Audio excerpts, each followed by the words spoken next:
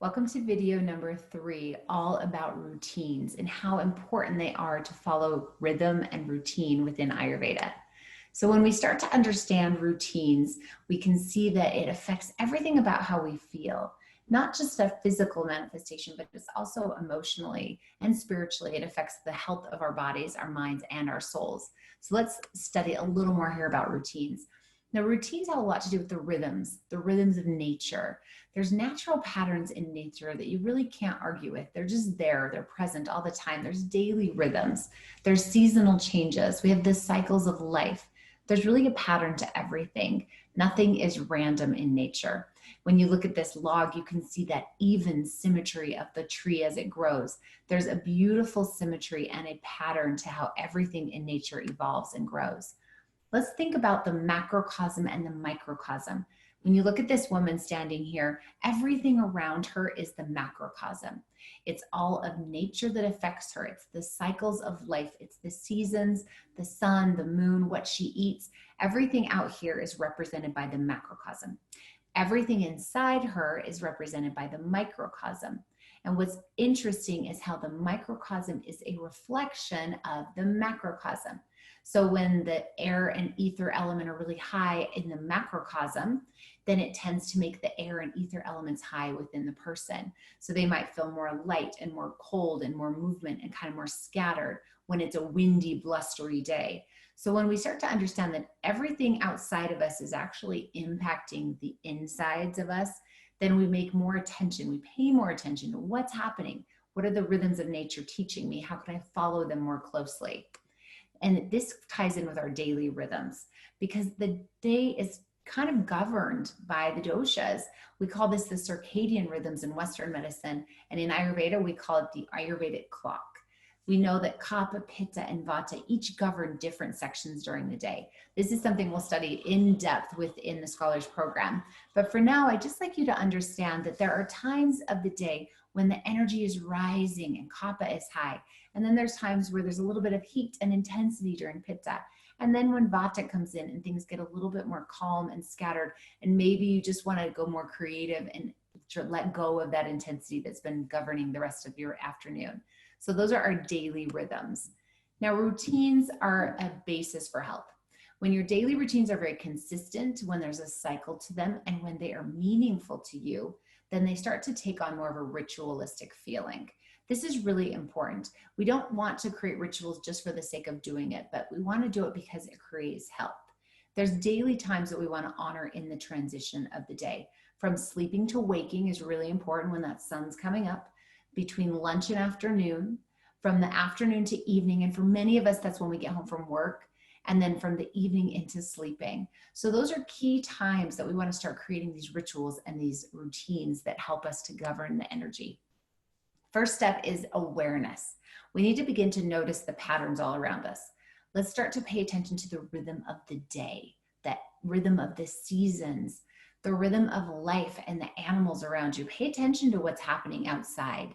If you're indoors all the time, open the windows, take a look outside.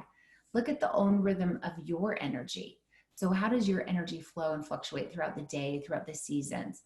The rhythm of your daily activities. So when you do certain things at different times of the day, how does it affect you? If you exercise in the morning versus at night, how does that affect you? How does that feel with your rhythm and your energy? The rhythm of your appetite. You watch that up and down energy and the up and down desire for food throughout the day. There's a pattern to this. There's a rhythm to this, especially when you start to create routines around it. Now, when you look at this picture of the ladder, it's here because I want you to visualize climbing a ladder as a small shift. We don't go from the bottom rung of a ladder all the way to the top. We have to take the steps one at a time. So when we start to shift our routines, we need to understand that big changes do not typically last.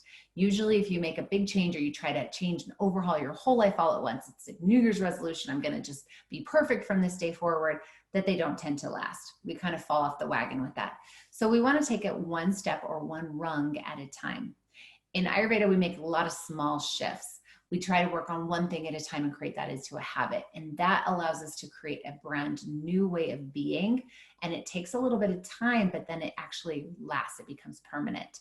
So what I recommend is that you choose one time of day to focus on first. Maybe it's that morning time. Maybe it's nighttime before you go to bed. Maybe it's lunchtime. And then choose one habit that you want to incorporate during that time period. Don't try and change the whole routine. Just add something in. Add something in that will be beneficial and that will help you. And then continue this process for as long as it takes for you to include everything that you need to stay balanced. And what's interesting is that more is not more. The quantity of your actions is not what's important. It's the quality. It's how they affect you. It's the way that you do them. Much better to do one habit mindfully and with attention than to do 10 habits scattered and hurried so that you can check them off of your list. So the intention of the Scholars Program is not to get you to do more. It's to get you to do things in a mindful way so that what you're doing matters. Does that make sense? So don't do everything, just do one thing well. So when we start to create our daily routines, we want to just pick one thing to focus on.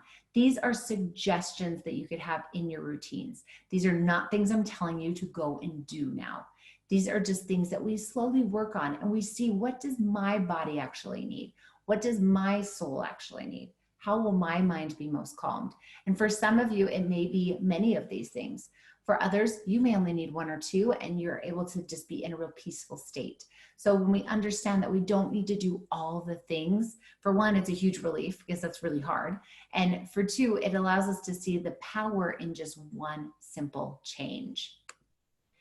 Routines create your roadmap to health.